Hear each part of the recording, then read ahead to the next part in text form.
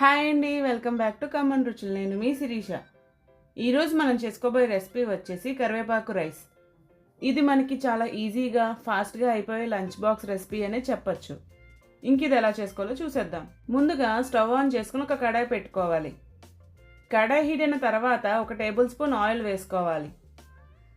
Oil heat అయిన తర్వాత మీ కారానికి తగినన్ని పచ్చిమిర్చిని వేసుకుని దోరగా వేయించుకోవాలి.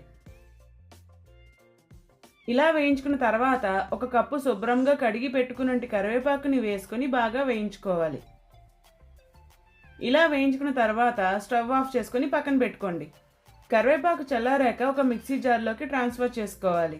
ఆ తర్వాత 1/2 కప్పు గులశనగపప్పు, 1 టేబుల్ స్పూన్ జీలకర్ర వేసుకొని నేను మీకు చూపిస్తున్న విధంగా ఫైన్ పౌడర్లా చేసుకొని పక్కన పెట్టుకోవాలి.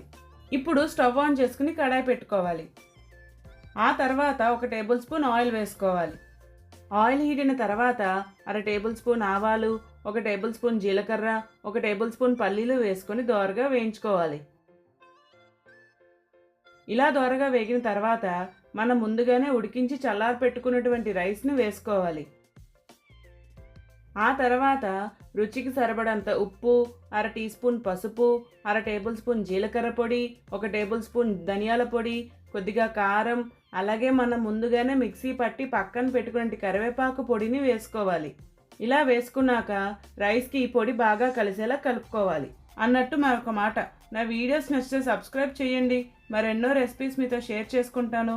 ఇలా కలుపుకున్నాక ఫ్లేమ్ అనేది మీడియంలో పెట్టుకొని ఒక 5 నిమిషాలు బాగా టాస్ చేసుకోవాలి. ఆ తర్వాత స్టవ్ ఆఫ్ చేసుకుని ఒక సర్వింగ్ ప్లేట్లోకి సర్వ్ చేసుకోవడమే.